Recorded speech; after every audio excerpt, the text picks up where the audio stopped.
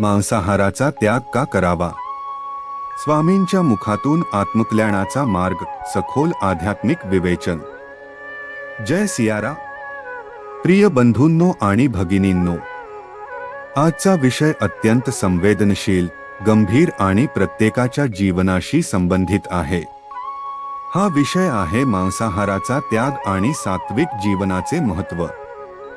स्वामी आपल्या प्रवचनामध्ये अत्यंत प्रेमाने, कळकळीने आणि ठामपणे सांगतात की मनुष्याचे जीवन केवळ शरीर पोसण्यासाठी नाही. हा जन्म परमेश्वराने आपल्याला दिलेली एक अमूल्य संधी आहे.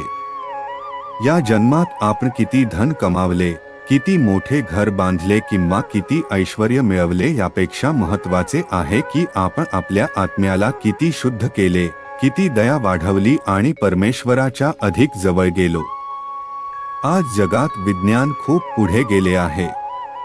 माणूस चंद्रावर पोहोचला, मोठमोठी यंत्रे तयार झाली, पण मनाला शांती मिळाली का? राग, मत्सर, लोभ, हिंसा आणि अस्वस्थता का वाढत आहे? स्वामी सांगतात की याचे एक मोठे कारण म्हणजे मनुष्याने सात्विक जीवन सोडून तामसी जीवन स्वीकारले. अन्न हेच मन बनवते. आपल्या संतांनी, ऋषींनी आणि शास्त्रांनी नेहमी सांगितले आहे, जसे अन्न तसे मन, जसे मन तसे कर्म आणि जसे कर्म तसे जीवन. स्वामी सांगतात की आपण जे अन्न खातो त्याचा परिणाम केवळ शरीरावर होत नाही, तर आपल्या विचारांवर, स्वभावावर, निर्णयक्षमतेवर आणि भक्तीवरही होतो. सात्विक अन्न मन शांत करते. राजस अन्न मन चंचल करते. तामसी अन्न मनाला जड, अस्थिर आणि विषयभोगाकडे नेते. म्हणूनच संतांनी नेहमी सात्विक आहाराला महत्त्व दिले. स्वामींच्या शिकवणीनुसार मांसाहार का टाळावा? स्वामी सांगतात की प्रत्येक सजीवामध्ये परमेश्वराचा अंश आहे. आपण मंदिरात जाऊन देवाला नमस्कार करतो, पण त्याच परमेश्वराची निर्मिती असलेल्या निरपराध जीवाचा जीव घेतो, तर आपल्या भक्तीमध्ये विरोधाभास निर्माण होतो.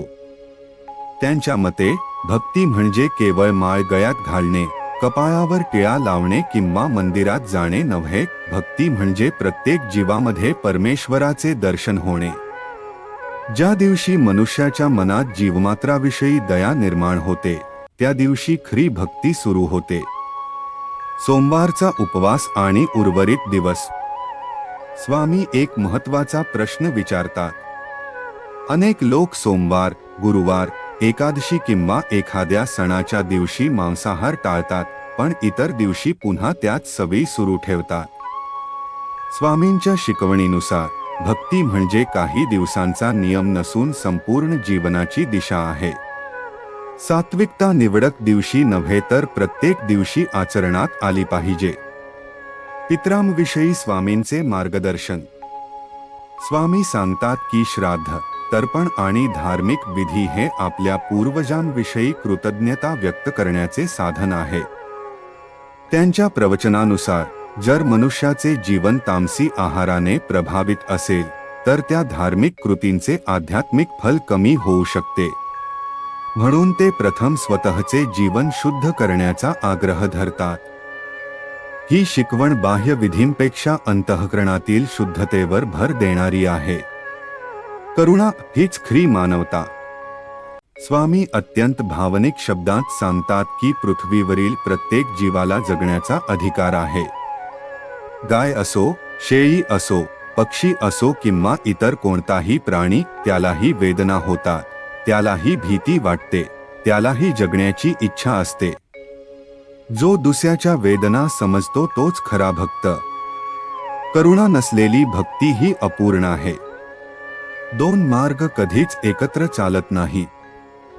स्वामी सांगतात की मंदिरात जाऊन आरती करणे आणि दुसरीकडे हिंसक प्रवृत्तीला पोषक जीवन जगणे हे दोन्ही एकत्र टिकत नाही. भक्ती ही केवळ शब्दांनी होत नाही. भक्ती आचरणातून दिसली पाहिजे. भक्ती जीवनात उतरली पाहिजे. जिभेवर विजय म्हणजे सर्वांवर विजय. संस्कृतमध्ये म्हटले आहे, जित सर्व जिते रसे. ज्याने जिभेवर नियंत्रण मिळवले त्याने सर्व इंद्रियांवर विजय मिळवण्याची सुरुवात केली.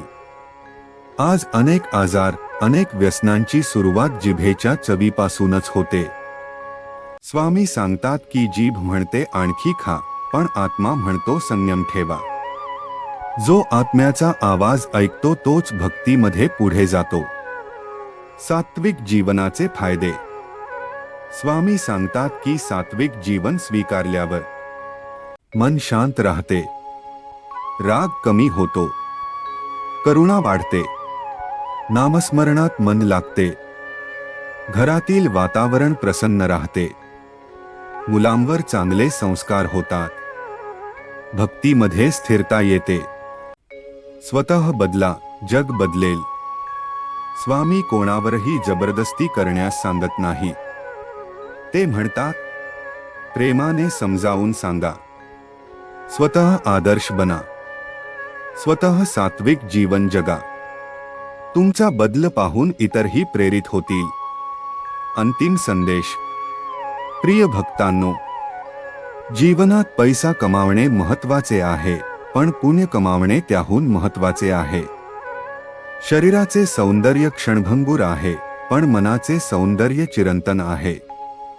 स्वामींच्या शिकवणीनुसार दया, अहिंसा, संयम आणि सात्विकता स्वीकारल्याने मन अधिक निर्मळ होते आणि भक्ती अधिक दृढ होते. आपण कोणताही निर्णय घ्या, तो विचारपूर्वक, विवेकाने आणि श्रद्धेने घ्या. जर या प्रवचनामुळे आपल्या मनात करुणा, आत्मपरीक्षण आणि सात्विक जीवनाची प्रेरणा निर्माण झाली, तर या प्रवचनाचा खरा हेतू सफल झाला असे समजा. भावनिक दृष्टांत. एकदा एका गावात एक गरीब पण अत्यंत भक्तिमान वृद्ध राहत होता. त्याच्याकडे संपत्ती नव्हती, मोठे घर नव्हते, पण त्याच्या मनात प्रत्येक जीवाबद्दल अपार दया होती. तो रोज देवाला फक्त एकच प्रार्थना करायचा, हे देवा, माझ्या हातून कोणत्याही निरपराध जीवाला दुःख होऊ देऊ नको. एके दिवशी तो मंदिरात जात असताना रस्त्याच्या कडेला एक लहानसे कोकरू थरथर उभे होते. त्याच्या डोळ्यात भीती होती. वृद्धाने त्याला प्रेमाने कुरवाळले, पाणी पाजले आणि सुरक्षित ठिकाणी सोडले. त्या दिवशी त्याने देवासमोर हात जोडून म्हटले, आज मी तुला फुले अर्पण केली नाहीत, पण तुझ्याच एका लेकराचे प्राण वाचवले. वर्षे लोटली. वृद्धाच्या आयुष्याचा शेवट जवळ आला. गावातील लोक त्याच्या भोवती जमले होते. त्याच्या चेहऱ्यावर विलक्षण शांतता होती. तो मंद स्वरात म्हणाला, माझ्याकडे देवाला देण्यासाठी सोने नव्हते, चांदी नव्हती, मोठमोठे यज्ञ नव्हते, पण माझ्या हातून शक्य तितक्या जीवांना दुःख होणार नाही एवढीच काळजी घेतली. कदाचित हाच माझा सर्वात मोठा नैवेद्य असेल. असे म्हणत त्याने डोळे मिटले. उपस्थित लोकांच्या डोळ्यात अश्रू आले. त्या दिवशी गावातील एका लहान मुलाने आपल्या वडिलांचा हात धरून विचारले, बाबा, देवाला सर्वात जास्त काय आवडत असेल? वडील शांतपणे म्हणाले, देवाला फुलांचा सुगंध नक्कीच आवडतो, पण त्याहून अधिक त्याला दयेचा सुगंध आवडतो. कारण जिथे दया असते तिथेच देवाचा खरा वास असतो. म्हणूनच आपल्या जीवनात दया, करुणा, अहिंसा आणि सात्विकता वाढवण्याचा प्रयत्न करूया. कोणत्याही जीवाला अनावश्यक वेदना देण्यापेक्षा त्याच्या डोळ्यांतील भीती पुसण्याचा संकल्प करूया.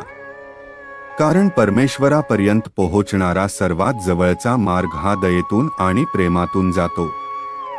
जय सियाराम.